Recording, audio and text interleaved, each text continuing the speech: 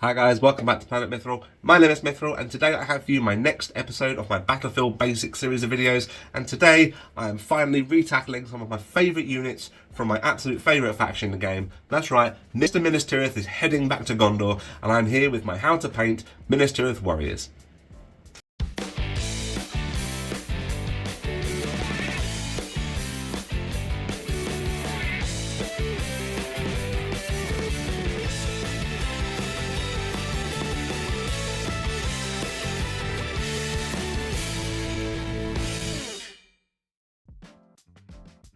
Today I'll be detailing for you two separate ways to get your forces of Gondor battle ready in no time at all.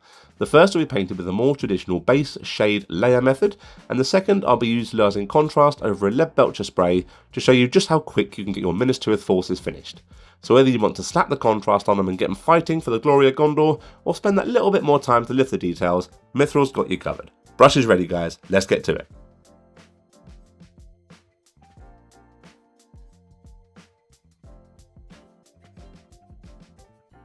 My Minas Tirith warrior is starting off by getting a base coat over all the armour, chainmail and the sword blade using lead belcher.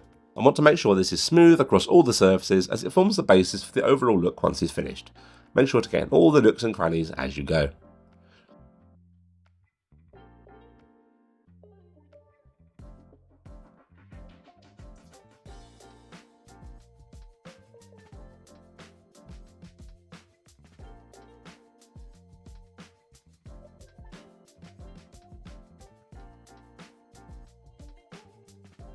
With my base coat now in place, I'm applying a fairly heavy shade to all the silvers now using Nuln Oil. I'm making sure to move this into the recesses and grooves, particularly over the helmet, between any armour panels and around the tree symbol on the chest plate, breaking up pooling over the larger, flatter areas.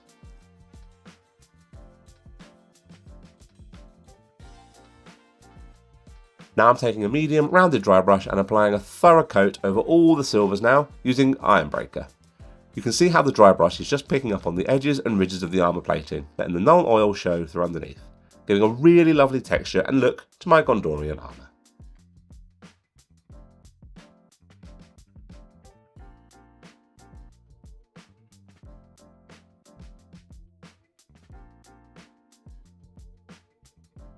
Now I'm going to carefully pick up the face using Bugman's Glow, trying my best not to clip the finished armour, but it's not the end of the world if you do here.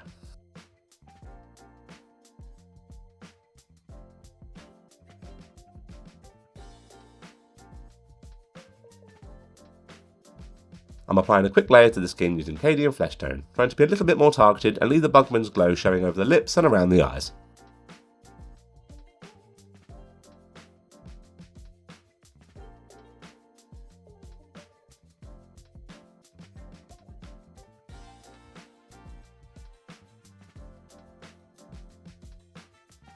The next step is to give all the cloth, the scabbard, trousers, boots and shield a base coat of Corvus Black, making sure to work this into all the recesses over the cloth, and that shield outer is a nice smooth coat over the whole surface.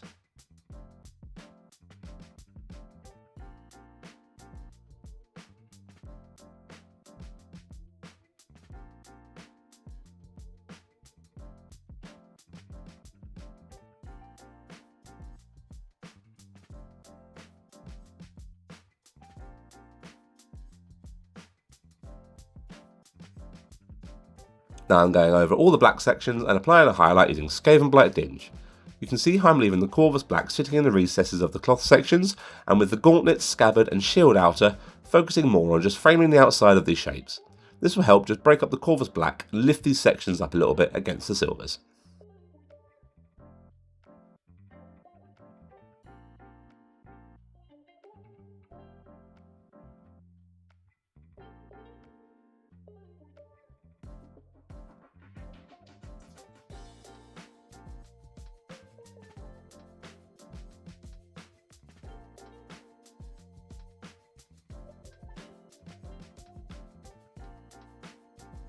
I'm now going over all the straps and picking up the clump of hair dangling down the back of his helmet using Dryad Bark.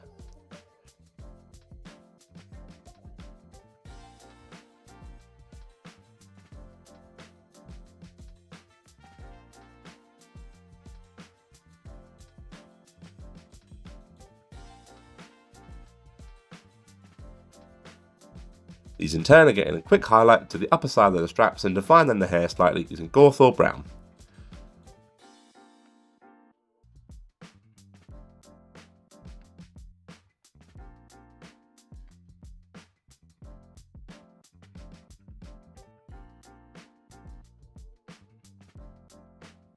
The hilt of the sword and small band at the end of the scabbard now, I'm picking out using Runelord Brass.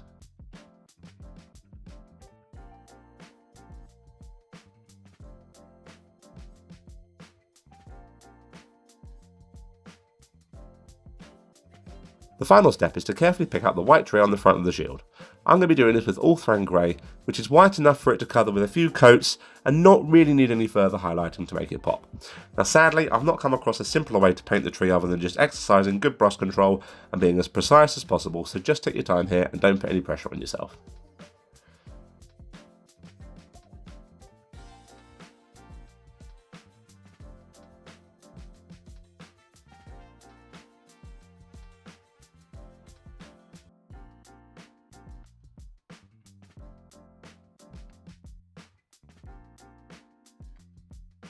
Now you can see my second warrior here has been primed straight with Leadbelcher Citadel Spray. This will give a slightly different look to your Ministry of Warriors, but one that can be replicated super easily to get your army ready in no time. I'm applying a shade, as before, over all the armour sections now, once again using Nuln Oil.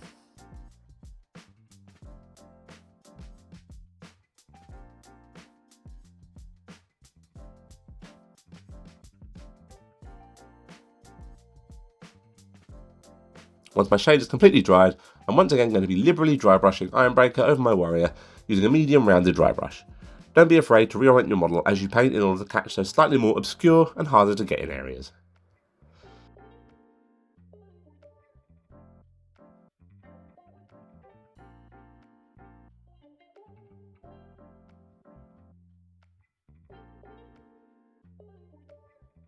I'm once again picking up the face of the helmet, but this time I'm applying a coat of Cadian flesh tone straight away over all the skin.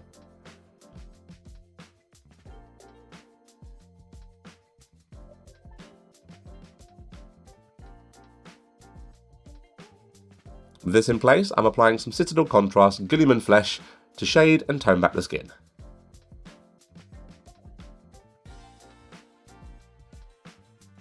The next stage is to take some Black Templar contrast paint and apply this to the darker sections of the model as before.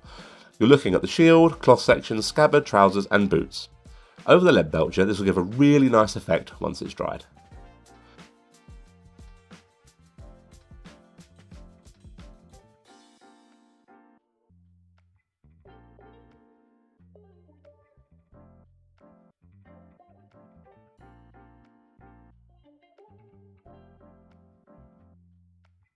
The final step for my contrast warrior here is to take some Cygor Brown and just hit all the belts, straps and that tuft of hair. The sword hilt and tree can be finished off in the same way as my first warrior, you don't need to see that twice over.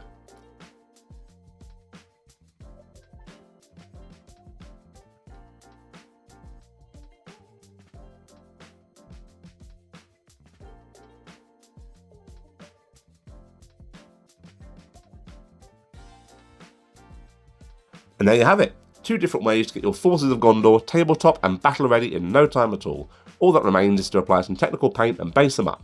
Your forces of Gondor will gleam in the face of the shadow of Sauron, and I hope this really helps get all your armies ready to take the tabletop by storm.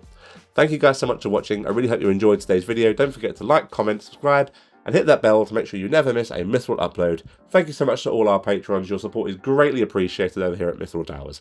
Take care guys, and as always, happy hobbying.